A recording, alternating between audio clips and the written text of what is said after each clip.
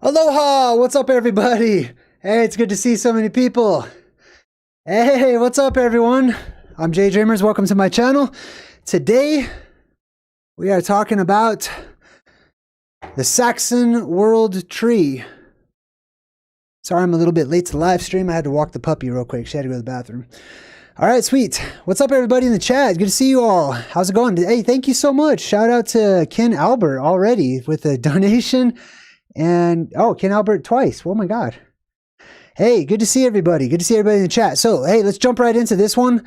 This is a very interesting presentation. All right. Today, we're going to be talking about the Saxon World Tree, comparing that to Yggdrasil, the Norse world tree, and every other world tree that ever existed. And where we're going to begin is Germany. So what you see behind me here, I'm going to put up quite a few pictures for everyone to check out and to look at. This is in Germany. This is a place called Externsteine. Hold on, let me get it pulled up here. Externsteine. Externsteine. So this place right here is really strange. It's just random rocks that shoot straight up out of the ground in a place in Germany where there are no real like boulders or rock formations or anything. It's actually right at the edge of this forest area. And this particular rock formation is of interest in so many different ways. One, as you can see, they have like a little bridge that they've built from this one to this one. There's actually a few of these are hollowed out, and it dates back. All of like, there's carvings here, there's stairs and stuff, as you can see down here. This dates back to the Middle Ages, basically, whenever people used to use this particular site for various purposes across time. Now, of particular interest is right down here towards the bottom. You see right down here, right next to me. We're going to zoom in on this in just a second, but there's a relief. A relief is like a carving into the rock. There's a relief that is really interesting that we're going to check out. So in order to glean a bit more about the Saxon version of the world tree, we're going to have to first learn a little bit about this place called Externsteine, because this is a great example of a drawing, or a carving actually, that somebody did of the Saxon world tree. Hold on, let me just double check, make sure everything's working. Everybody can hear me? Everybody's good? Everything? All right. All right, let's continue on then. I just want to make sure. All right, Externsteine. So check this out. I'm going to read here from Wikipedia just real quick, just so you can get the gist of what this place is. And it says the Externsteine. Oh, I'm sorry, Externsteine.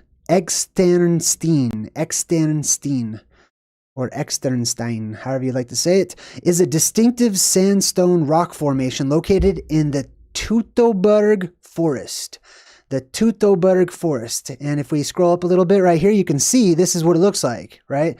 So this entire forest area doesn't have any of these strange boulders or rocks or pillars that just shoot up out of the ground, except for Externsteine.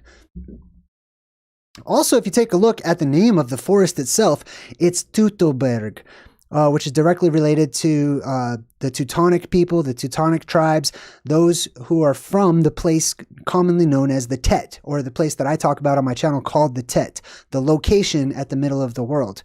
So these tribes, they moved from the Tet, which I've talked about a couple of different times, this particular location, and they spread out around the world. One of the places that they went to was in Germany, and some of them became known as the Saxons. And it says that there's a rock formation located in the Teutoburg Forest near the town of Hornbad Meinberg in the Lippe district of German state of North Rhine-Westphalia. The formation is a tor. You see that right there? Tor goes all the way back. It's the root word in the Proto-Indo-European language for words like tower. Right? A huge rock that shoots up and juts up out of the ground. That's where we get that word tower. It's also related to castle and some other types of rock formations. The formation is a tor. Let's actually check that out. Let's see what it says about a tor. So here's an example of a tor. A tor is basically whenever rocks just appear to be jutting right up out of the ground. It says a tor, which is also known by geomorphologists as either a castle kopie, or kopie, is a large freestanding rock outcrop that rises abruptly from the surrounding smooth and gentle slopes of a rounded hill summit or a ridge crest. All right, it's cool. And then it goes on to say, in a popular tradition going back to the idea proposed to Hermann Hamelmann in 1564, the Externsteine are identified as a sacred site of the pagan Saxons and the location of the IRMINSUL. You see that right there? That's what this whole presentation is going to be about. So we're going to learn about the IRMINSUL. It's the location, the alleged location, of the IRMINSUL idol, reportedly destroyed by Charlemagne. Charlemagne is also somebody that we're going to talk about in this presentation. It says, there is, however, no archaeological evidence that would confirm the site's use during that relevant period. The stones were used as the site of a hermitage in the Middle Ages, and by at least the high medieval period, were the site of a Christian chapel. The Externsteine relief is a medieval depiction of the descent from the cross. So Jesus being taken down from the cross after he was crucified. The Externsteine relief, we're going to check that out in just a second. It remains controversial whether the site was already used for Christian worship in the 8th century to the early 10th centuries. So we're going to come back to this Externsteine relief, or this carving that is carved into there that dates back to like the Middle Ages. Now let's take a look at the name Externsteine. The etymology, this is according to Wikipedia, the etymology of the name extern is unclear, which blows my mind because it's for me, it's very obvious. Whoa, Jim Donovan gave me $30.99. Thank you. Thank you, Jim. I super appreciate you. It says the etymology of the name extern is unclear. In older texts, it is written as Estern or Easternsteine, which means that it would be translated as the Eastern stones, or stones from the East, which is interesting because we've done quite a few videos talking about esoteric directions and how those our directions for north, south, east, and west have been flipped around many different times because of the pole shift and how it changes our sense of direction. And it says the Latinized spelling with the X in Externsteine is first recorded in the 16th century, but became common only in the late 19th century. The oldest recorded forms of the name read, now check this out, Ag, you see that? Agstersten, and Ege Sterenstein, both dated 1093 AD. Other forms of the name include Egesterenstein, Egesterstein, Egerstein, Egesterstein. It's basically all repetitions. I'm not going to read all of them, but you get the point, right? All right, continuing on. It says, some guy named Hamelmann in 1564 gives the Latinized name Rupes Picarum, Rock of the Magpies. So I believe that that's a misinterpretation. So I'm going to skip this particular part because I'm going to explain to you the etymology as I see it. More recent linguistic research assigns a much higher probability to a different explanation. The Germanic ag means sharp, edged, or pointy. We're going to look at that word here in just a minute. The Middle Low German ege, this is probably where the Eggo waffles come from too, by the way, at least their name, was used for long, rocky ridges. So the Ege, or Ege, or Eke. It is found today in Egegeberg, for example, which lies to the south of the Teutoburg forest. That latter area was also known as the Osning, or Osneg. Thus, rather than reflecting mythological associations, the physical geology of the stones likely gave rise to their name. Now, I'm gonna break down the etymology next, but before we do that, let's read how they say this rock formation, these pillars, were created. They say geology. So now this is their chance to give their 2 cents on how these rocks appear to just be shooting straight up out of the ground. The Externsteine are located on the northeastern slope of the Teutoburger Wald.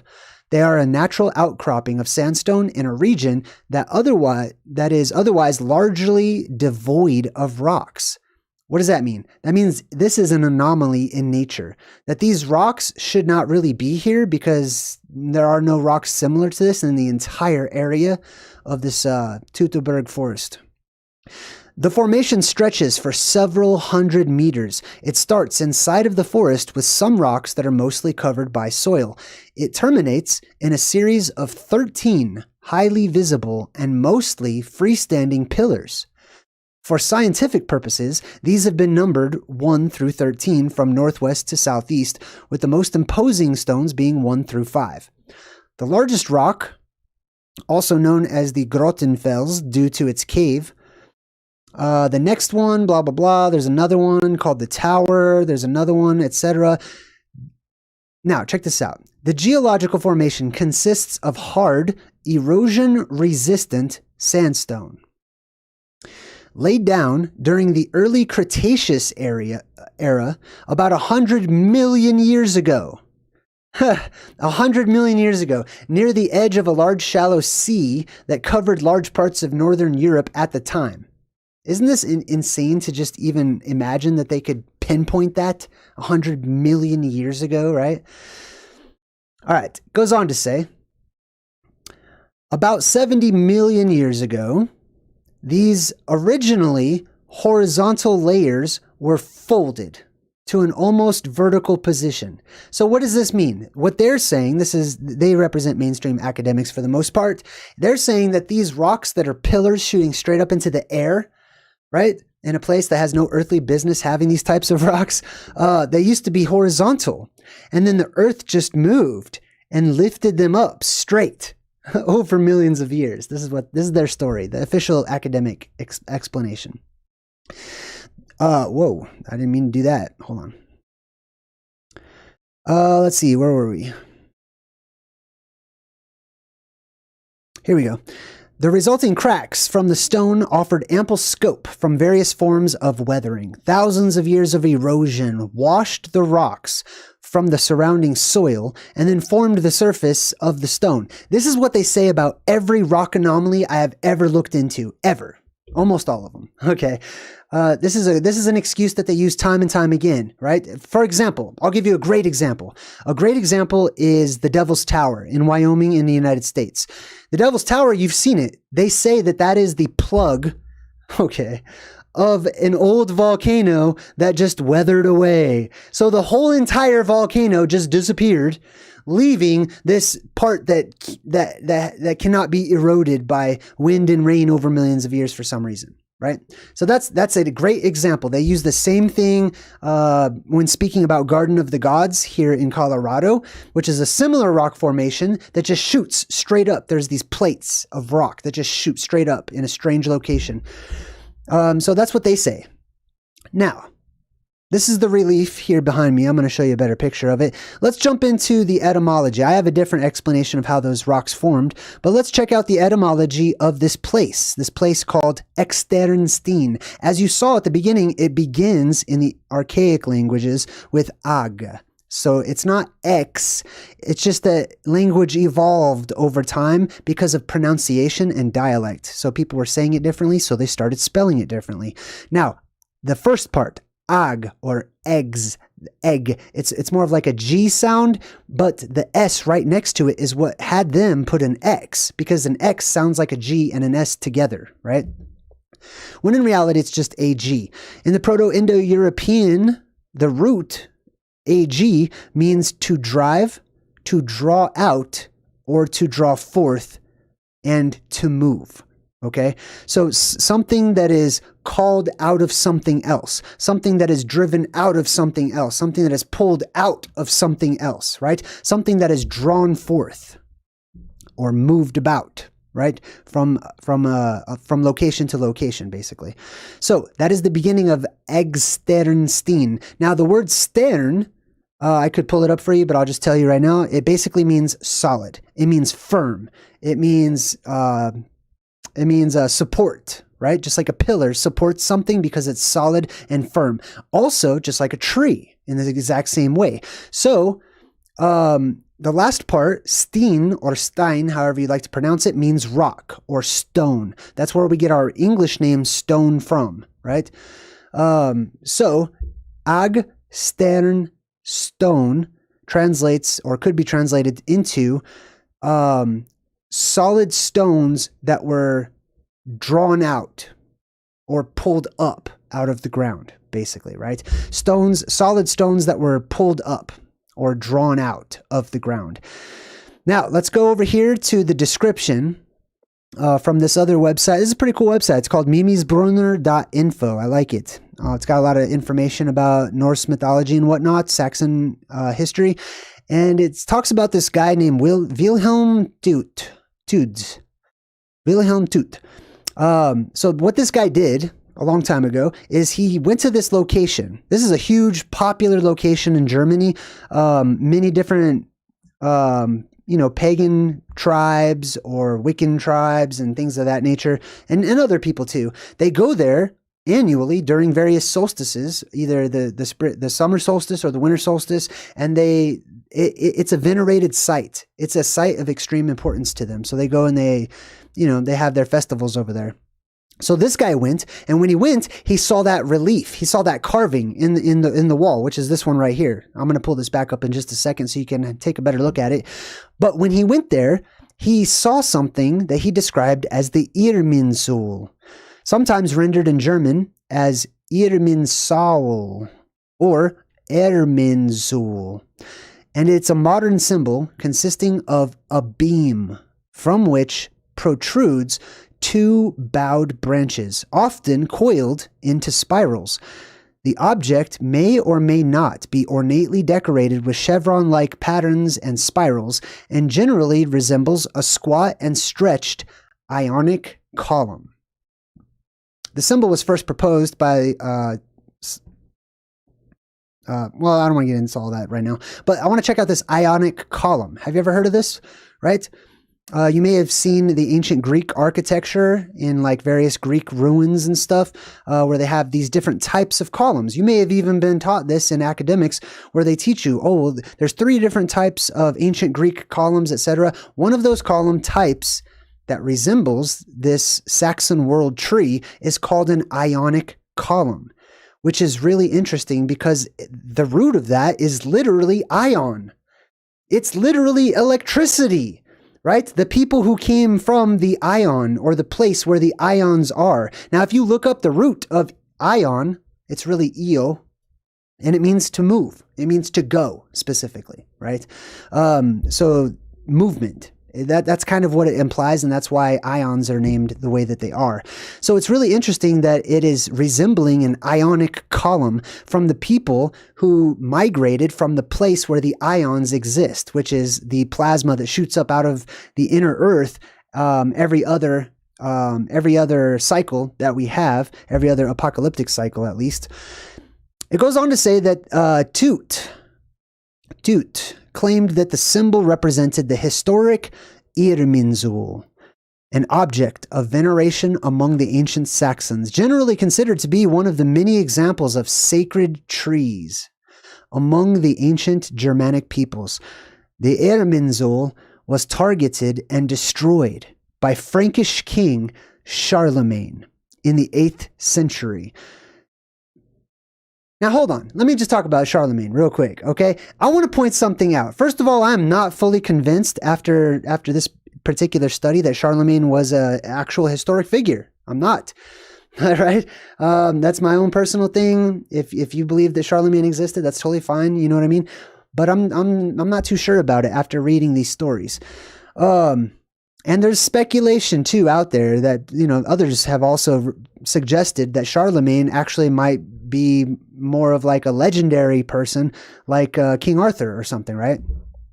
Anyways, regardless, there are chronicles from the ancient Franks that wrote down that this had happened, that King Charlemagne in the 8th century or 700 and something AD went and destroyed this pillar of worship called the IRMINSUL of the Saxons, leading to the Great Saxon War and leading to ridiculous massacres by King Charlemagne, who history seems to paint as a good guy. I'm not sure I'm getting that impression, though, from what I've been reading.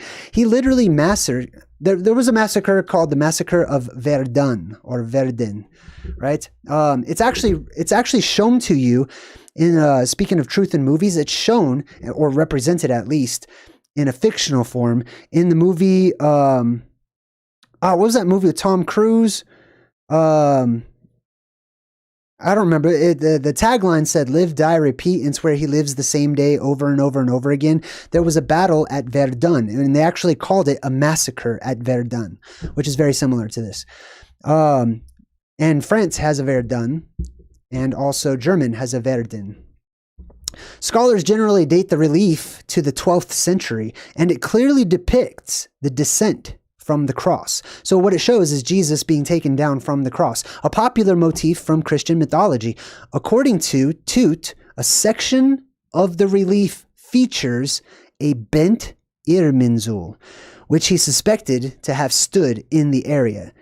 Now that also might be possible. We're going to talk about it. Toot's symbol saw limited but notable use in older forms of Germany. I'll just say. All right, let's move on to this next one real quick. So let's check out this relief that Wilhelm Toot was looking at here. So this is the relief, the descension from the cross. So as you can see here, I'm going to point out some stuff. Here is the X. Okay, first and foremost, that's not a cross. Okay, it's not a crucifix or a cruciform whatsoever. It has to be a little longer on the bottom. This is an X. This is the original, and there's an X up here too. You can see that up there? Hold on, let me zoom into that. So on this X, let's point out some characters. We have what appears to be the risen Jesus, or the spirit of Jesus, up above, holding on to a flag of victory, a victory flag that also has the cross right there, right? Or that X shape, we'll call it, okay?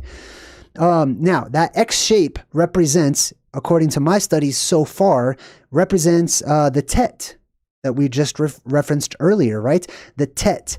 The Tet is a circle with an X right in the middle of it, and it represents, in the ancient Phoenician and Paleo-Hebrew, it represents a picture form for a bread basket, a basket of food or nourishment, a basket that's holding a snake, etc. And what it represents is the bread basket of the world, the center of the world. It represents places like the traditional Garden of Eden or Hyperborea, right? All right, so we have the risen Jesus up here who's pointing down with two fingers towards his mother, who her head's kind of, I don't know what happened, but you know, some body parts are missing and stuff, but this is supposed to be like Jesus, like Mother Mary over here. This is Jesus being taken down from the cross, and I believe this is Joseph of Arimathea who is helping him down. This is supposed to be Nicodemus, right? These are all biblical figures. Nicodemus is helping him, you know, helping him off the cross or whatever. Everybody's trying to help Jesus get down from the cross. Already been crucified, already died, right? But check out how Nicodemus got up there, right? Now, his legs are missing, okay? I will tell you, originally there were two legs that went from here all the way down to whatever this is right here. Two legs, and he's standing on this object. This object is the IRMINSUL that we're talking about, or at least that's what it is alleged to be by some individuals, myself included so far. Now, the IRMINSUL does not typically look like this ever, okay? This is a bent IRMINSUL, and this guy, Nicodemus, is standing on top of it, causing it to bend down, almost like it's bowing down to this other figure, which also looks a lot like Jesus, holding on to a little book or something there, right? Saying hi. And this guy's standing on it, causing it to bend in the exact same fashion that Jesus is bending. You see that? The exact same thing. Now, let me show you an image just real quick of what it normally looks like without all of the bending and stuff that's inside of it. Okay, there you go. All right, so this over here is traditionally how the IRMINSUL is depicted, and it comes from this relief that we're looking at right now. So let's take a better look at it, right? So we have this strange world tree, type of an object. And this is how it's been described in many different manuscripts. Okay, this is the reference to the IRMINSUL is not just on this relief. This relief actually depicts the IRMINSUL, but it's something that has shown up throughout Saxon history time and time again. They venerated this particular object as being a type of world tree. So check this out. Let's take a look at it. Normal. Let's take a look at it normal real quick. All right, so here it is over here next to me. As you can see, it's a pillar, right? It's a pillar that shoots straight up, right? Sort of comes up at the bottom like that, shoots straight up. It is said to touch the sky. And then at the very top, it branches out and it has these little swirlies off to the side, right? This is exactly very close to how I have been drawing the blue beam. Whenever I've gone over many of my diagrams here on my channel and we show Mount Meru, and there's this energy force that shoots up, or this beam of light that shoots up out of Mount Meru, every other apocalyptic cycle, so not right now, but during the next one, you'll see it when the world fills with energy and magic once again. So that beam shoots up and then it conforms to whatever is up there in the sky above us, branching out, giving us sort of a Y shape, right? Or a T, or a cross, or a hammer, or a double-sided axe, or all kinds of other symbols, as this is plasma, and it does not stay still. It does not. It moves about, especially in the wind. It can be blown about. It can sway around from side to side. It looks like it's dancing up there in the sky, just like plasma does. Just like the aurora borealis in that video that I just showed you guys, where it looks like electricity. I mean, it is electricity, right? But it looks like what a plasma ball looks like, but on the inside, how the auroras have been lately, right? So let's go back to this IRMINSUL and check it out real quick. I want to break this down. So first and foremost, you can see that there is a ground level right here. See how they're all standing on top of this, this little plane? That's the earth. That's the ground. Underneath it is a serpent. This little serpent type squiggly deal with like little spikes coming off of it, and it wraps around and stuff. Now it is said and speculated that there's also two humanoid figures down here under the earth, directly under Jesus and the IRMINSUL, right? These two figures are said to be Adam and Eve. Why would Adam and Eve be under the ground? Isn't that weird, right? Well, check this out. The story in Norse mythology of basically the Norse equivalent of the book of Revelation. It's called Ragnarok.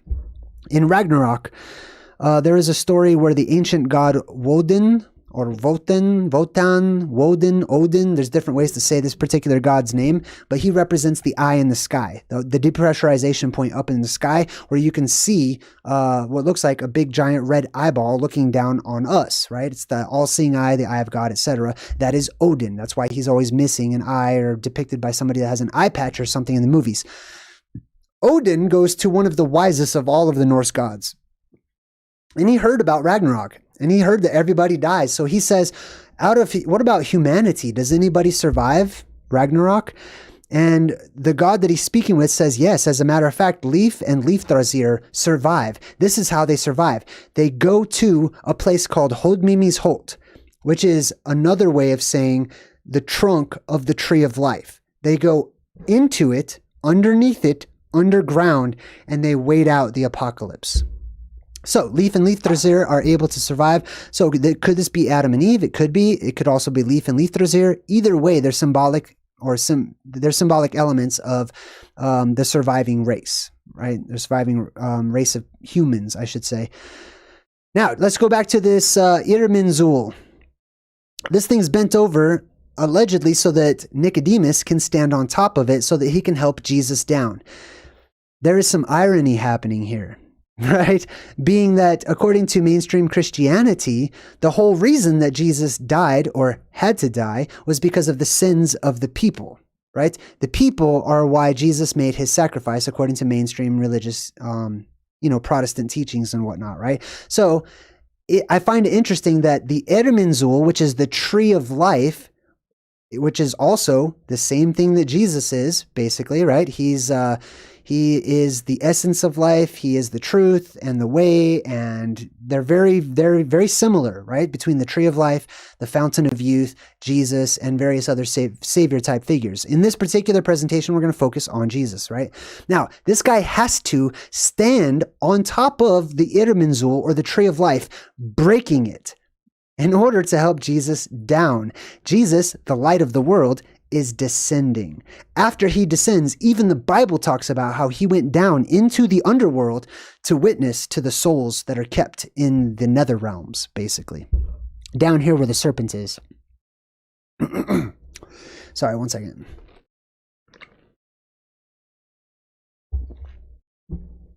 All right, so this is the relief.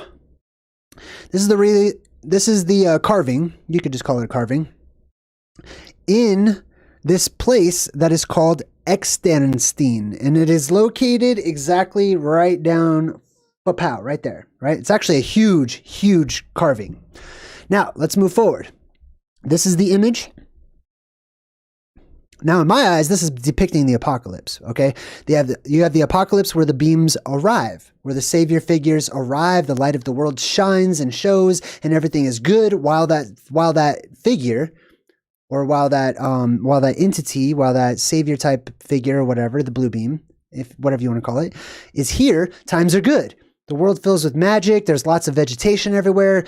We enter into a golden age. When that light retracts, when it goes down, when it is taken down and descends into the bowels of the earth to recharge, life is not so good on the surface, right? We go through famines and plagues and lower vibrations and all kinds of stuff. At the top of this relief, we see figures that represent the sun and the moon, respectively. They're holding on to, as you can see here, veils. And they are using the veils to wipe their tears because they are lamenting the death of the light, or the disappearance of the light of the world. The sun is holding on to this veil, implying that the sun is actually veiled, that there is an eclipse of some type. Or maybe not an eclipse per se, as in the traditional eclipses that we're used to seeing, but the sun literally just disappearing. The same exact thing is happening over here with the moon. The moon is also holding on to a veil while crying and lamenting over what's going on here. This is the victory flag, as we've talked about. We got Nicodemus, we got Joseph of Arimathea, Jesus is being taken down. Now look at these two, right? There is the IRMINSUL, and it is just bent over in the exact same way that they have Jesus bending over as they're taking the light down. This IRMINSUL, or the world tree, breaks so that because of this guy, basically, in this particular carving, right? So this guy stands on top of the world tree, breaking it. Jesus is also broken, and they have to take him down off of the cross or whatnot. So that is the iconic relief at the place in Germany called Externsteine. Now, I want to mention that we mentioned the ionic pillars, or the columns. So here's an example of what they look like, off right here next to my head. So this is what makes an ionic column. It shoots up, and then on the sides, it wraps around. The reason that they do this is because the ions move like this. They move according to the torus field that shapes them, basically. So they go up, the pillar shoots up, and then it branches out, and then it starts to swirl, and it creates these little eddies and whatnot. Those little eddies of light, which is what they are interpreted by onlookers through their own perception filters. So some will look up at the tree of life when it first shoots up and it creates these eddies, and they might see a couple of eyeballs.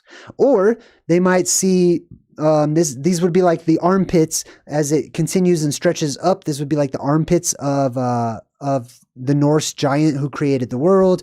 This could be all kinds of different things right here, but these are little toroidal fields, little eddies that branch off, just like water does.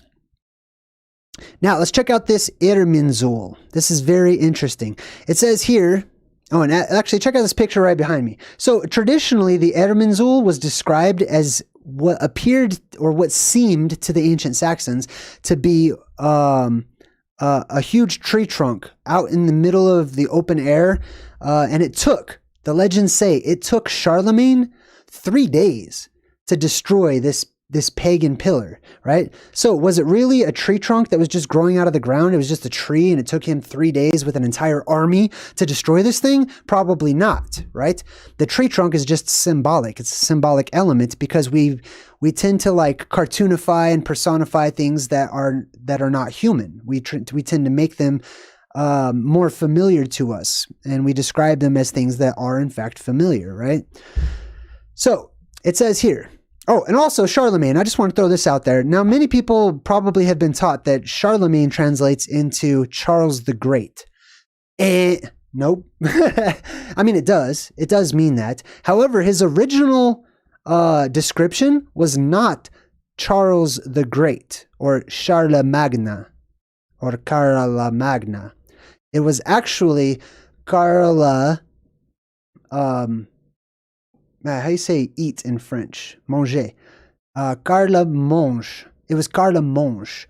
Carl le Monge, which means Carl the Eater, not the Great. So double check if you don't believe me, but go check it out. It turned into the Great. So Monge or Manger turned into Magna. They changed it. They changed a couple of letters around to make it different. Some people say that Charles the Great or Charles the Eater was called such because he had some sort of flesh disease that was eating away at him, right?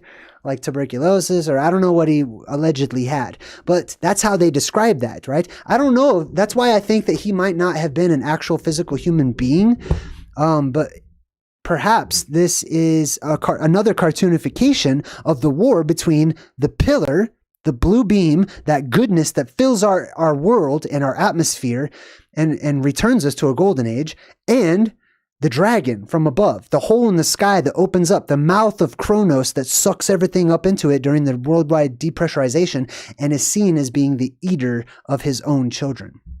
Carl, or Charles, actually means Carl, and Carl goes back to an ancient word that implies a fellow, right? Specifically a fellow man, right? And by extension, a husband, okay? So he is the husband eater, right? Now, in the cosmic wedding, you have Mother Nature, who represents the earth and that blue beam that shoots up. In the sky is seen as the heavenly father figure who opens up and eats his own children, right? Or the husband in the cosmic wedding. All right, I just want to double check. I don't have the chat pulled up or anything, but hopefully everybody's good. Everybody having a good time? Awesome. I'm glad that there's no technical difficulties. All right, so let's go back to the IRMINSUL and let's learn a little bit more about this Saxon world tree. It says here, we learned about Charlemagne allegedly having destroyed this pagan idol, they say, during medieval times, and this is attested to in the Frankish Chronicles. It's probably going to say that here in just a minute. It says, medieval sources describe how an IRMINSUL was destroyed by Charlemagne during the Saxon Wars. A church was erected in its place in 783 and blessed by Pope Leo II. It goes on to say, sacred trees and sacred groves were widely venerated by the Germanic peoples, including Donar's oak, and the oldest chronicle describing an IRMINSUL refers to it as a tree trunk erected in the open air. Now that's interesting that they use the word erected, right? Tree trunks are not typically erected. A structure is erected. Something that is pulled up or built from the ground up is erected, right? Something that goes upwards, right? Anyways, so I very much doubt that it's an actual physical tree, just like Yggdrasil and just like many of the other ones. This is why the Germanic peoples and the ancient pagans and many, many other tribes across the world venerated trees, and they had sacred groves because there was a connection to the tree and the symbol of the tree representing the plasma that shoots up and branches out at the top and goes all the way down into the world with its roots and its root system, right? Let's check out the etymology here. The compound word IRMINSUL. Oops. IRMINSUL. Damn, really? Stop doing that. Jesus. Okay, I'm not going to highlight it. Just forget it. IRMINSUL means great pillar. You see that right above my head? It means great pillar. The first part, IRMIN. This can be pronounced in many different ways, and there's certain names in various countries and stuff that people are named after this. Harmin, Armin, Irmin, Ermin, all sorts of variants, right? Means great. Great as in gigantic, okay? Not great as in like Charles the Great, because he's a great guy or whatever, right? No, it means great as in great big. That's what it means. And it's cognate with terms with some significance elsewhere in Germanic mythology. Among the North Germanic peoples, the Old Norse form Irmin, the Old Norse form of Irmin is Jormunr. Check this out. This is super interesting. Hold on, did I just get a donation? Who was that? Gen2Gon. Hey, thanks, Gen2Gon. Super appreciate you. All right, let me get back to this real quick. So, let's start this over real quick, just this part. Among the North Germanic peoples, the Old Norse form of the word Irmin is Jormunr. Jormunr, right? So the I used to be a J, so you can see that's not too much of a stretch. Jarmin, Jormun, and then the suffix R, right? Or IR sometimes, which just like Ygr or Ygr is one of the names of Odin. Boom. So the Old Norse form Ygr, or I'm sorry, Irmin, is basically exactly one of the other names of Odin, which is Jormunr. Now, check this out. Why is that important? Because Odin has many names, okay? Odin is just one of them, and that's probably not even the correct one, or at least pronunciation-wise. These are all just descriptions. They're titles that are given, right? As people describe these great and amazing things that they see happening up in the sky. Yggdrasil. Let's check out Yggdrasil. Old Norse meaning Ygr's horse. We're going to break that one down too. Is a cosmic tree from which Odin sacrificed himself and which connects the 9 worlds. So, obviously, we have a connection, right? Many connections, actually, but we have one between Odin and Jesus, right? Or at least these characters that we see popping up time and time again that represent the earth and the sky, okay? Which is why we have elements that look like this. This is a replica of what some people believe the IRMINSUL look like. It's a pole every single time. And we've talked about the sacred poles around the world many times on my channel and why they're so sacred, right? What a boring object to venerate if it has no power, right? A line? Really? That's your God? You know what I mean? It's just a line. That's it. And the reason, hey, King, thanks for your donation, King. I super appreciate you. The reason that they put the circle on top of the line is because that circle represents the circle up there where that beam connects. Directly above it is the hole in the sky or the depressurization point. So that's why you almost always have a beam and then a hole, right?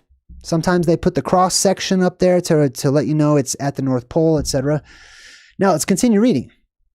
19th century scholar Jacob Grimm connects the name Irmin with the Old Norse terms like Jormungrund, or the Great Ground. So Jormun, see that right there, is the same as Irmin, right? Jormungrund, Great Ground, i.e. the earth, or specifically earth that has been pulled up to a great extent, right? Like a volcano or a tower or something like that, right? Or it's also used, we find Jormun in Jormungandr, which can be translated as great snake, i.e. the Midgard serpent. However, I also find that there's another interpretation of this particular Proto-Indo-European word, Gandr. It's what Gandalf is named after, actually, in The Lord of the Rings, right? Gandr essentially can also be translated as staff, aka a pole, a beam, right? So great beam is also another way of saying this, right? You get snake because that beam writhes and twists and, spins around and stuff as it's shooting up into the air. A Germanic god, that was weird, it's This computer's acting weird right now. Sorry. A Germanic god Irmin, inferred from the name IRMINSUL, and the tribal name Irminones, is in some older scholarship presumed to have been the national god or the demigod of the Saxons. So there was a god of the Saxons named Irmin, the great one, right? The great what though, exactly? The great pole, the great beam, the great ladder, the great beanstalk, the great arrow, the great line. I mean, you know what I mean? There's so many different ways that various cultures have interpreted this particular symbol. Probably an aspect or an epithet of some other deity, most likely Wodan or Odin. Irmin might also have been an epithet of the god Ziu, also pronounced Tyr. Now Tyr or Tiu, there's different pronunciations of this particular entity, but Tyr is really interesting. Tyr is what we named Tuesday after. It's Tuesday, the day of Tu, the god. Tu, Tyr, Ziu. There's different pronunciations, right? And Tu, Tuesday, right, comes before Odin's Day or Woden's Day or Wednesday, right? It's really interesting. Those two gods are basically, Odin is seen as like the top god these days, all right, in Norse mythology especially. But it wasn't always the case. Tyr actually used to be the top god, but they're interchangeable. At some point in time, Tyr sort of took the throne, Odin sort of took the throne away from Tyr. And what this is, I believe, is plasma phenomenon that is taking place up in the sky as different beams start, you know, arcing around and shooting around and stuff. And people are watching this dance around in the sky. They're watching this story unfold before them. So they're trying to describe it in story form. Only later transferred to Odin, as certain scholars subscribe to the idea that Odin replaced Tyr as the chief Germanic deity at the onset of the migration period. This was the favored view of the early 20th century Nordicist writers, but it's not generally considered likely in modern times. All right, I don't really care about that last part. The Royal Frankish Annals. So annals, this word right here just means like chronicles. Is it probably a more familiar term, right? Writings. People who write down what happened and what time it happened or what year it happened, etc., right? These come from the Royal Frankish Annals. Frankish comes from the country of France, right? Basically, the Franks, the French, the Franks, the free people. Now, according to the Royal Frankish Annals, in 772 AD, during the Saxon Wars, Charlemagne, or Carlomange, Carl the Eater, is repeatedly described as ordering the destruction of the chief seat. That's interesting that they call it that, the seat. Another name for seat is throne. Remember that. The chief seat of their religion was an IRMINSUL. The IRMINSUL is described as not being far from Herzberg in Germany. Okay, well, I mean, that's a matter of perspective, I suppose. Jacob Grimm states that strong reasons point to the actual location of the IRMINSUL as being approximately 15 miles away in the Teutoburg forest, and states that the original name for the region, Osning, may have meant holy wood. This is where your magic wands and stuff come from, all that stuff, right? The holy wood, the Hollywood. This is what it is. The holy wood is the wood that is not wood. Okay, it's the wood that is not physical. It's holy. It is spiritual wood. Okay, it's a spiritual tree, basically. Cat Van Dew. What's up, Cat Van Dew? Hold on, let me check the chat. Make sure. I want to see if there's people leaving comments and stuff. All right, where was I here? Dang, where did everything go? I lost it. Oh, yes, a little super chat sticker. Thank you, Cat Van Dew. I appreciate you. All right, cool. So let's jump back into where we were. Okay, Zul. All right, I ruined that one. That's supposed to be a joke. So, right, Irmin means great. Zul is also pronounced Saul, or soul also. Saul. Biblical readers of the Bible remember Paul, right? Paul was against all of the Christians. He actually went around killing Christians at first. And then he saw a light. He literally saw the light, a beam of light that like encompassed him. And all of a sudden he had all these revelations about how he needs to change his life and stuff. And then his name changed from Saul to Zul. or Saul, or Shaul, however you like to pronounce it, right? But Zul is one of the ways that you pronounce this S-U-L at the end of IRMINSUL. All right, so we go back to IRMINSUL. And let's see, we read... Rudolph's description states that the IRMINSUL was a great wooden pillar erected and worshipped beneath the open sky, and that its name, IRMINSUL, signifies universal, all-sustaining pillar. That is the axis mundi. That is the pillar of the world. There are many pillars, or there were, and there will be, many pillars that shoot out from the earth. Many celestial trees, or maybe not celestial, but many plasma beams that shoot out from inner earth entrances the world across. But there are larger ones than smaller ones too. And there is a biggest one, and the biggest one is at Mount Meru, shooting straight up and touching the center of our sky. So the IRMINSUL is directly related to Yggdrasil. It's directly related to the world tree and all of its various concepts. Let's see what else we got here. Oh, that's right. I wanted to translate something here. So let's see. Let's translate. I'm going to translate Yggdrasil, but we're going to do that in just a second. So Sul. Irmin means great or gigantic, right? Sul. Let's look up Sul, right? Now, I found that it's actually related to a word that looks completely unrelated, which is xylo. You may remember this word from xylophone, right? It's not really pronounced xylo. That's just how we pronounce it today. Zeal. The O part is just a suffix that means of the, so it's really zeal or zul, right? Or zil, however you want to say it. Now, before the vowels X, Y, L, word forming element that means wood. So zilo or zul or zulo means wood. From the Greek xylon, which means wood cut and ready for use. Firewood, timber, a piece of wood, stalks, a plank, a beam, or a bench. In the New Testament, this exact same word is alleged to have been used in place of the description commonly called the cross, the cruciform.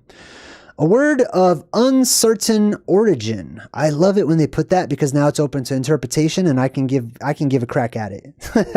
It's my turn now, right? I'm gonna put my sleeves up. It's JayDreamer's turn to check it out. That's my thing. I love words. It seems to correspond with the Lithuanian sulas, which means post, pole, stave. The Russian zulo, garden pole. The Serbo-Croatian sulji, which means block. Old High German sul, S-U-L, which means style or pole. The Gothic sols, which means pillar. But the exact relationship is unclear. Interesting. So that's what Zul means. That's where we get this Ghostbusters joke that I was going to save for later. There is no Dana, there is only Zul. Well, that's actually super related, right? And we actually broke down the Ghostbusters movie in one of my Truth in Movies segments. And I've talked about Zul and the Keymaster and the Gatekeeper and what was that other one? Starts with a G. Gozer, right? Gozer. We talked about all that stuff already. All right. Anyways, here's an ancient relic at this church. It says the IRMINSUL is an artwork in Hildesheim Cathedral, which is shrouded in legend. The legend basically says that they believe that this particular thing, it looks like a giant candlestick, right? It's not impressive, really. What is impressive is how old it is, right? This relic is said to have actually come from the Middle Ages. So they believe, the story is, that this is the one that was destroyed by Karl the Eater's army. I don't think it's going to take them 3 days to destroy this thing that's in this church, but it's been there for a while. The interesting thing is it has always been called the IRMINSUL. Next up, we've got video games. So for those of you who are interested in video games, there's a video game out there that looks pretty sweet, and after studying it a bit, I actually want to get it. It's called the Genshin Impact. I've never heard of it until I started researching this, right? Apparently, this is the world tree that is inside of this game, which looks amazing, by the way. There's some really interesting lore behind this world tree in this video game. First of all, this world tree called the IRMINSUL in this video game is connected to all of the ley lines in the world, right? Energetically, tree connected to all of the ley lines in the world in the video game. Also, it is said in this video game as a part of the lore that this tree has the ability, in the game at least, to change history, to actually edit history so that people don't remember the actual true past, that the past can be changed, basically. And this world tree has something to do with that. There's all kinds of other interesting little things about the IRMINSUL in Genshin Impact, and it looks like a pretty cool game. I'm probably going to look into it a little bit more. It says, the author just kind of goes into the real lore behind the video game version of the IRMINSUL. I thought that was super interesting. I like it, and I'm probably going to check that game out. Now, IRMINSULs also are very much similar to what are known as Jupiter columns. The columns of Jupiter. This is really interesting. It's also called, in German, Jupiter Gigantensuhl. Jupiter, I probably messed that up. I'm sorry to everybody in Germany. Jupiter Gigantensuhl, or Zul, basically. Sul. Same word. See how it's like Saul, basically?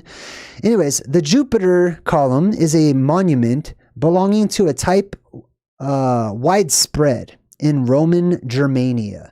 So they have these columns that were erected all over the place dedicated to Jupiter, or Yah Pater, or Father Yah, right? Which is also another name for Enki, which is Yah, or Ea, right?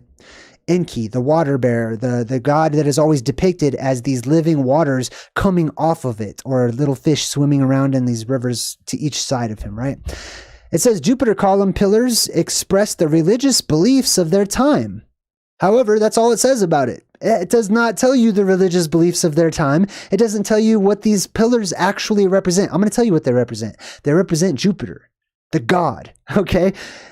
Jupiter, the god. Now, I also want to say this to all of you people who maybe you're a little newer on your truth-seeking journey or whatnot.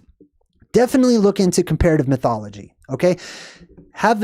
This is my tip for you. Have an open mind, right? And glean everywhere you go. Glean and compare. Glean and compare. Just keep on doing that. And what I believe that you will find may be what I have found so far. And what I have found so far is that all of these various different gods and characters and creatures and beings and stuff, they all have their counterparts in every other culture. Like it's the same story over and over and over again, right? It could be Janus, it could be Janos, it could be Jupiter, Japater, Yah, Enki, etc., and so on and so forth, right? Just because Jupiter has some columns and some other god has some columns doesn't mean that they were the column gods who were at war with one another. It means they were the same, just described differently. And then because people describe them differently, they thought, oh, you worship something different. And then people start bickering and fighting when in reality, they believe the same stuff.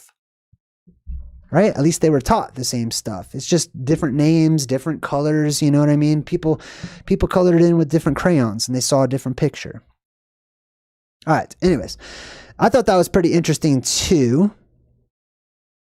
About the Jupiter columns, there's another one. Sometimes they put Jupiter up on top of it, and Jupiter typically is seen as like standing on and triumphing over a serpent, which is at the bottom.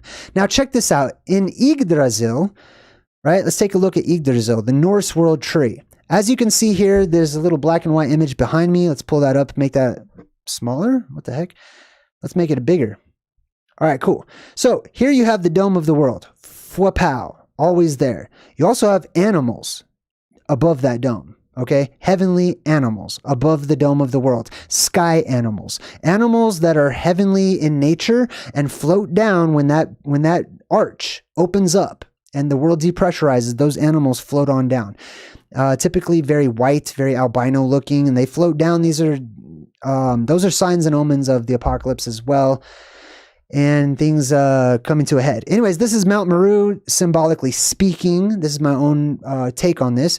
Here we have the world serpent that goes around Mount Meru, giving you a current, okay, in these waters, in the waters of the world. This is, I don't know if this is the actual, like the waters that go around the outside of our world. I feel like this is actually just the land at the North Pole that is surrounded by, that's a valley, basically, that is surrounded by a mountain range, represented by what looks like crystals or something around the outside of this Meru type stela. Now, look at the bottom. What do we have? The snake, the serpent, the plasma, the world energy, whatever you want to call it, that's down there inside of this world that is responsible for life up here on the surface, right? The plasma snake is down there inside of, under the world, okay? And we have that in the form of the world snake. Where was I going with that? Hold on. Oh, let's break down Yggdrasil. So check this out. This is really interesting. So this is Yggdrasil. Let's go back to Yggdrasil, actually. That's why I wanted to get away from this picture here and go back to the description. All right, so let's check out Yggdrasil real quick. Now, Yggdrasil from Old Norse, Yggdrasil, is an immense and central sacred tree in Norse cosmology. Now, when it says central, it means in the middle of the world. Okay, the middle of our world is the North Pole. I know a lot of people want to think that like it's Israel or it's America or the middle of the world, the center of attention is the Great Pyramid, or you know what I mean. Like it's easy to attribute that, but the reality is those places are not right now. The world as is, they're not the middle of the world. Okay, the center of the world traditionally has always been the North Pole, a center place. At the very exact middle, just like a bullseye, okay? Anyways, it says a central sacred tree in Norse cosmology. Around it exists everything else, including the 9 worlds. That's because this tree is plasma. It's not really a tree, like a physical tree. It can give rise to physical things because plasma is the first state of matter that gives rise to all the other states. So literally, energy can become anything. You know what I mean? Who was that? Oh my God, 10 memberships? Oh, I have to say thank you on behalf of whoever jumps on those. Hold on. I want to see who did that. Who was that? Hold on. Where am I here? I lost the chat. Man, my chat's all glitchy right now. I'm sorry. Not sure what's going on. I'll have to wait for the chat to catch. See, you can see it on my screen. It's just going nuts right now. All right. But thank you. Thank you for gifting all those memberships. I'm excited for everybody. How cool. I'm honored too. Welcome everybody. All right. So I'm going to keep on going while everybody's joining. And we're talking about Yggdrasil. So it says here, it was a sacred world tree. Yggdrasil is attested in the Poetic Edda, compiled in the 13th century from earlier traditional sources, and in the Prose Edda, compiled in the 13th century by Snorri Sturluson. In both sources, Yggdrasil is an immense ash tree. Some people argue that it was a yew tree. I will say that it's neither of those. It was plasma that took the shape of a tree or a burning bush or many other different things, right? And I will also tell you this, that tree, just like when Jesus was up on the cross and somebody stabbed him in the side with a spear and water poured out, just like the depictions of Enki and water coming out of the sides of Enki as well, right?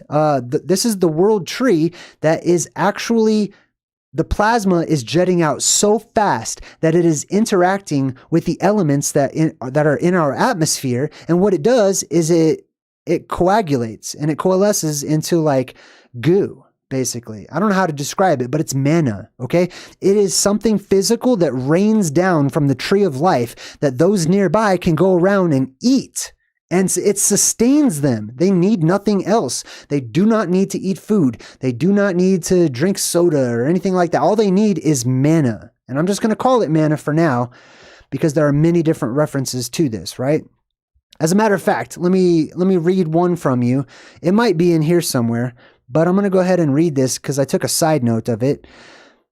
So in the ancient Norse scriptures called the Gylfaginning, chapter 16, it is mentioned that the intoxicating honeydew, aka mead or beer of the gods, is dripping from the world tree.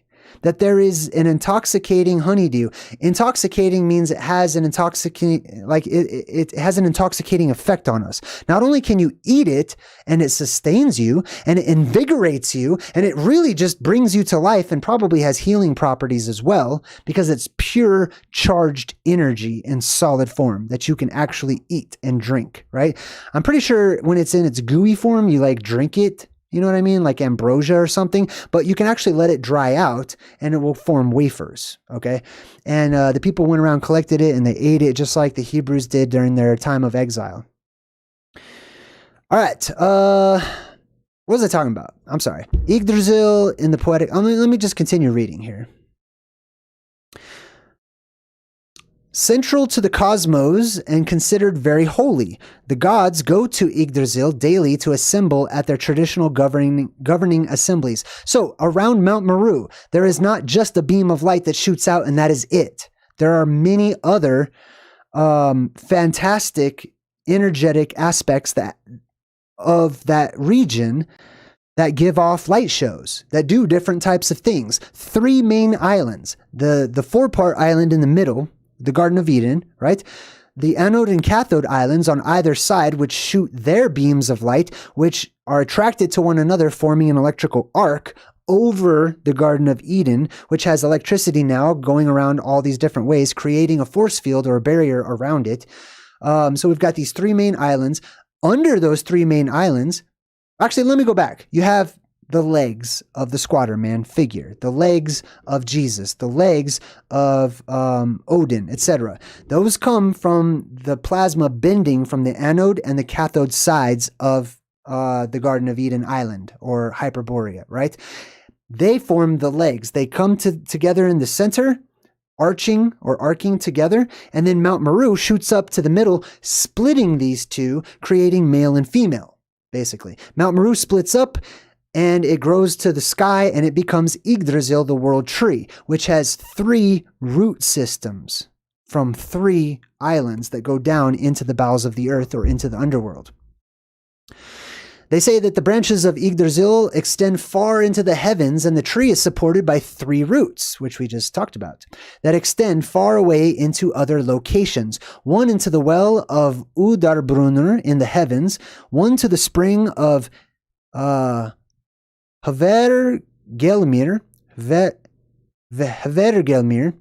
and another to the well of Mimisbrunner. Creatures live within Yggdrasil, including the dragon Nidhogr, an unnamed eagle, and the stags. I believe that's like another word for horses. I'm less familiar with the horses, and I'm more familiar with the dragon, or the serpent that lives at the bottom near the root system, the unnamed eagle. Let's take a look at this real quick. I want to show you actually. So check this out. Here's a depiction. There's many different depictions of Yggdrasil and various world trees, right? But this one has the main elements, those 3 creatures guarding it, right? You have the serpent at the bottom, which is why they went on those Jupiter columns, right? Typically, they would put Jupiter at the top, and he is standing on top of, his foot is like crushing a snake, representative of the plasma that is at the bottom of the world tree, at the bottom of this pillar inside of our earth, right? And then we have this eagle at the top. I'm going to talk about this little guy here in just a second. But this eagle at the top with its wings spread unnaturally straight out to the side and its head looking off to the side, okay? That is in a lot of different symbolic images, especially ones that have to do with world tree symbolism. For example, when I believe it was the Aztecs, correct me if I'm wrong, but it could be the Aztecs, I think, who were searching for ancient Mexico before Mexico was found, okay? They were looking for their homeland.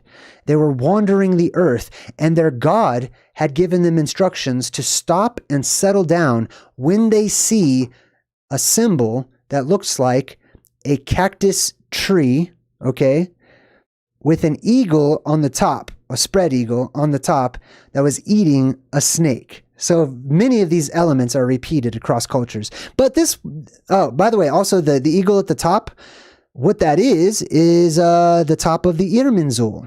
You see that? See how it's just a pillar and then it shoots out, and that's sort of the wings of the heavenly bird, the eagle, the bluebird, the thunderbird, the phoenix, you know what I mean? All of these heavenly birds that they have described in various cultures and stuff like that, right? That's why it spreads out just like that, because that's what the plasma does when it has nowhere else to go and it hits the roof of the world and it spreads out, right? Especially when you take into consideration the possible alternative shapes of what lies above us, which I'll get into some more another time. And I have gone over many times, but right now I want to talk about this little dude. See that little squirrel? See that little squirrel right in the middle of the world tree right there?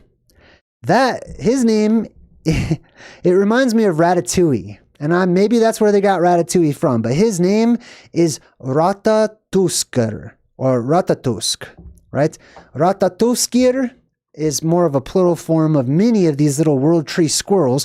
And what this little guy does, and I'm sure there were many of him, is he was seen as being the messenger between the snake creature and the eagle creature. He would run up and down this world tree, spreading gossip from one to the other, like a little jovial squirrel would, right?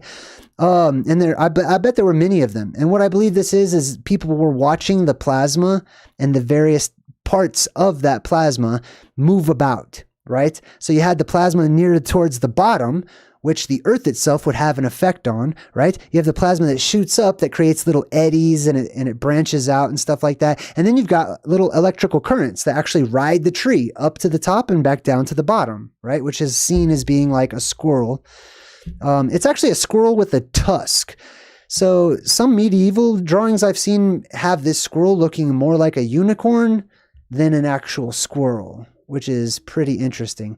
All right, now if we go back to Yggdrasil, I want to break down the word real quick. We've got Jäger, which is, I believe it's directly related to the word Jaeger, which means hunter, specifically a bow hunter, like Orion or many of these gods that were bow hunters. And they had a magic bow, right, which was the arc or the arch that was over the Garden of Eden, basically, right? And then that beam shoots out in the form of Vishnu. This blue beam shoots out being the arrow. Okay, you have this magic arrow, this holy arrow, whatever you want to call it, right? So that is the Jaeger, or that is the Ægir, the terrifying one, another name for Odin. And then Drasil. Drasil means typically steed or a horse, right? Now they say where the word horse or steed is used, that it refers to a hanging tree. I don't know why it's all messed up, like on these websites or whatever. But anyways, the horse actually is the horse. When they talked about this horse, it was a specific type of horse.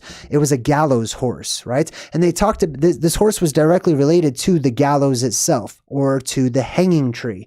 The hanging tree is the gallows where Jesus was hung. Some people say Jesus was hung upon a tree, not a cross, right? Or a beam, or whatever you want to say it, right? And of course, Odin also was hung upon a tree for 9 days, which is the week-long, the hell week of the apocalypse, essentially, when there's a celestial gathering and all of the runes or the planets or, you know, all the celestial stuff aligns and they stay like that for basically a little over a week. It's like the 12 days of Christmas story. It's all of that stuff. So they associate that with the word steed. So the terrifying steed, and by extension, the terrifying hanging tree, possibly, now check this out. This is interesting. Possibly from der, which means to hold or to support. Now let me give you my interpretation of this, right? Let's look at the word real quick. Man, where is it? It's hard to see in here. All right, so here it is. Yggdrasil, right? Now, we already talked about Ygg possibly being a root form of something that is great or gigantic or terrifying, right? Now, let's break down Drasil. Instead of taking it all as being one word, let's break it down into segments. The DR, also in ancient Germanic and Proto-Indo-European and other languages, was interchangeable with TR, right? Or DR as in deru, as in tree, right? If we look up the word deru, let's look that up real quick. I feel like that's an important word to look up if you're into etymology.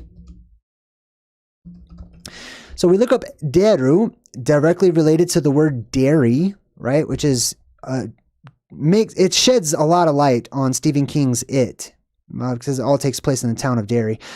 Frequent element in Irish place names from the Irish doir. I don't know if I'm pronouncing that correctly, but it means an oak wood, from Old Irish daur, which means oak, from the Proto-Indo-European root word deru, which means tree, especially an oak. But let's check out deru real quick. Dreu, the Proto-Indo-European root, meaning to be firm, solid, steadfast. Just like if we go to Externsteine, right? Ag, we said, means out of, right? To be drawn up out of. And then we have ter, tor, deru, tar. Many related words too. That's like kind of what that reminded me of. So let's get back to Yggdrasil. Yggdrasil, Ig meaning great, giant, terrible, massive, huge. We have the root dr, which means tree, or deru. It's short form for deru, as the vowels were basically empty fillers that would come later on, okay? And then Oz. Oz means mighty. Oz means mighty one. Or not mighty one, it just means strength. It means strong. It means might, okay? And then Eel could also be El, or Ale, which means mighty leader, God, etc., right? So, gigantic tree of power, God, or the God tree of gigantic power. That's kind of how I break that word down. All right, cool. Now, let's get back to Yggdrasil real quick. Scholars generally consider Holdmimi's Holt, Mimamidir, and Ler Ader to be other names for the tree. The tree is an example of sacred trees and groves in Germanic paganism and mythology. The scholars of the field in Germanic philology have long discussed its implications. Now, let's check out what they say for the etymology of Yggdrasil. The fudge. I don't know why it's doing that. I don't get it. I'm trying to highlight it, and it just it goes up. It's crazy. The generally accepted meaning of the Old Norse Yggdrasil is Odin's horse, meaning the gallows. This interpretation comes about because Drasil means horse. Now check this out. I feel like horses are also related to phantazoids, or what I call alien animals or creatures that are from the heavens or the inner earth, that leave their abodes and make a new home in a new mesocosm, which is the surface world where we live, and I call those phantazoids. I believe that horses are probably relatives of ancient fantastic creatures that are not from this realm, just like elephants and hippopotamuses and other things too. So the horse may have been named Drasil, not as a descriptor of the horse itself, but from the place where the horses came from, which is what I'm starting to see a trend in when looking up these strange names of animals. Ig, or Igir, is one of Odin's many names. The poetic Edda poem Havamal describes how Odin sacrificed himself by hanging from a tree, making this tree Odin's gallows. This tree may have been Yggdrasil. The horse of the hanged is a kinning for gallows, and therefore Odin's gallows may have developed into the expression Odin's horse, which then became the name of the tree, which also reminds me of that song, The Hanging Tree. You know that song? I love that song. It's so good. There's so much soul in that song. How does it go? But God, I can't remember how it goes right now, and I'm on the spot too. I can't remember it all. Come to the tree. I'm gonna have to go look it up. I'm gonna Google it. I'm gonna pull it up on YouTube after this video. But anyway, let's wrap things up. This video is taking a little longer than I really wanted it to, and let's recap. We started off by talking about Externsteine. These stones, strange, anomalous rock formation that has no earthly business being in this particular location within Germany, right next to a forest that is named after the people who migrated from the Tet, or the Tut, or you could call them the Teuton, or the Teton, or the Teutonic tribes, right? We talked about and broke down the word Externsteine. Also, you'll notice that the word external, I don't know why they have such a problem figuring out what this word means. It was easy. It sounds exactly like external, right? Which is exactly what it's related to, right? To come up out of, to be on the another side of something. Talked about this weird rock formation that has this particular carving. What is this called? A stela? I forgot what it's called. But anyways, somebody carved this huge thing. Like, look right next to this, right? This is real life. So this human is probably about 6 feet tall right here. 5-6 feet tall. So this is a huge carving. This is a serious undertaking where it shows Jesus being taken down from the cross itself. Shows you the location where this happened with the Tet. And then it shows you the underworld with the underworld serpent, just like the Yggdrasil serpent that we showed you earlier that's always down at the roots or being stepped on by various gods, etc. We also showed you the first appearance of the IRMINSUL, right? The IRMINSUL being bent, the IRMINSUL being a type or a symbolic element of another symbolic element, in my opinion, which is the Christ or the Jesus figure who comes down, the Savior figure, the light of the world, which retracts, goes back into the earth. We talked about the IRMINSUL itself, how it used to be depicted as a tree trunk that just grew out in the open air. What a strange expression. Like, don't all trees grow out in the open air? This wasn't a regular tree. It was not a tree by any means, okay? It was similar in appearance to a tree. Just like the burning bush was probably not a bush that was actually on fire because it would just burn up, right? But something that looked like a bush that was bright. We talked about the origin of the word tree, deru. Also, the origin of the word, so many other words are related to this, as you can see by all these pink words right here.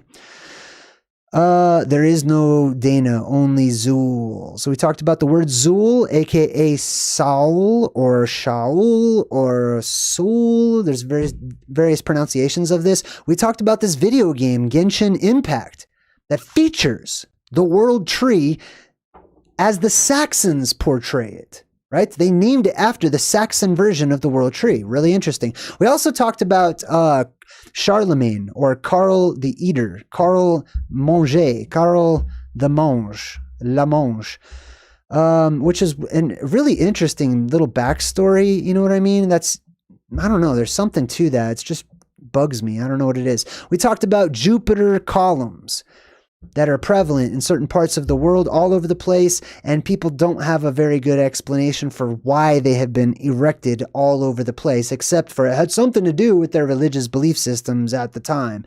And of course, we wrap things up by referencing and comparing the IRMINSUL to Yggdrasil, the Norse world tree. Now, there are many other versions of the world tree, actually, worldwide. They're all over the place. People described these. They drew them all over the place in different ways.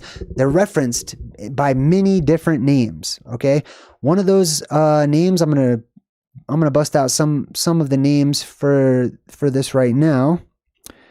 Let's see: pillars, poles, columns, beams, arrows, staves, tent pegs, nails, reeds, sky beams, beanstalks, rods, towers, tors, and so on, etc., etc. And then, of course, we also sort of mentioned and referenced the food or the energy that becomes sustenance for survivors that comes off of this energetic beam of light that shoots up into the air. That is affectionately known as ambrosia. I like to call it Mountain Dew because it gives you a lot of energy. It comes from the mountain. That's probably what Mountain Dew is actually named after, and Frosted Flakes and all of that other stuff. Ambrosia, Mountain Dew, Amrita, nectar, the nectar of the gods, the sacred honey, the slime, the ooze, the soma, the haoma, and also we talked about a reference to the world tree dripping honeydew or mead that is intoxicating. I hope that you all got something from this and were able to glean from my channel. I wish I could spend some more time with everybody in the live stream, but my buddy's coming over to hang out and spend some time with me, play some video games and stuff. So I'm going to go enjoy the rest of my day. I'm excited for my channel. Thank you all so much for your wonderful support. Let me just jump in the chat real quick. I just want to see. It's still moving, but oh, somebody bought 10 memberships to my channel as a gift. Ken Albert. Oh my God. You guys are awesome. All right. Well, thank you, Ken. Thank you, everybody else in the chat, all the people who support me, and stick around for my credits. If you're new to my channel, we like to rock out to my credits at the end. It's got good vibes, great music that I have edited and remixed myself. And of course, we have all of the names of beautiful people who constantly support myself, my family, which includes my son, my puppy, all of the time. So let's all hang out, watch the credits, have a good time. Until next time, I'm JayDreamerZ saying good vibes and goodbye.